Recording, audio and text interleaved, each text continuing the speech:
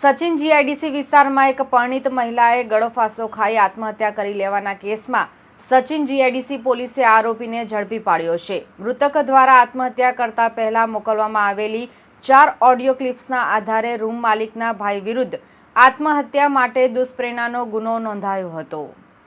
તારીખ 30/9/2025ના રોજ સાંજના 6 વાગ્યા પહેલા આ ઘટના બની હતી। ફરિયાદી રંભા મંગરૂ ઘુગલ ગુપ્તાની દીકરી અને પવન ઉમાશંકર પ્રજાપતિની પત્ની કૃષ્ણાએ સચિન જીઆઈડીસી શિવનગરની સાંઈ શ્રદ્ધા સોસાયટી રાજકુમાર પાચાલ પ્લોટ નંબર 35ના રહેણાંક મકાનના રસોડામાં લોખંડની એંગલ સાથે ગળે ફાંસો ખાઈ આત્મહત્યા કરી હતી। સચિન જીઆઈડીસી પોલીસ સ્ટેશનમાં આ અંગે ફરિયાદ દાખલ થયા બાદ તપાસ શરૂ કરવામાં આવી હતી। તપાસ દરમિયાન મૃતકનો મોબાઈલ ફોન તેના પિતાએ ચેક કર્યો હતો, ત્યારે આ સમગ્ર મામલાનું રહસ્ય ખુલ્યું। મૃતકના મોબાઈલમાંથી એક ચોક્કસ નંબર પર 4 ઓડિયો ક્લિપ્સ મોકલાયેલી જોવા મળી હતી। આ મોબાઈલ પર મોકલવામાં આવેલી ક્લિપ્સમાં ખુલાસો થયો કે આ નંબરનો ધારક મૃતકના રૂમ માલિકનો ભાઈ હતો। તે છેલ્લા 8-9 મહિનાથી મૃતકને શારીરિક માનસિક રીતે એટલી હદે હેરાન પરેશાન કરી રહ્યો હતો કે જેના કારણે તેને આત્મહત્યા કરી હતી।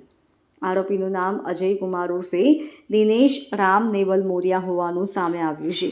આરોપી ભાડું લેવા માટે મૃતકના ઘરે જતો હતો અને આ દરમિયાન તે હેરાનગતિ કરતો હતો।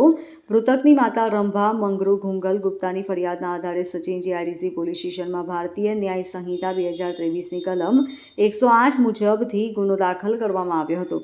પોલીસે તાત્કાલિક કાર્યવાહી હાથ ધરી હતી અને આરોપીને પકડી પાડ્યો હતો। પકડાયેલા આરોપીનું નામ અજય કુમાર ઉર્ફે દિનેશ રામ નેવલ રામ ભિલાક મોરિયા છે, જેની ઉંમર 30 વર્ષની છે।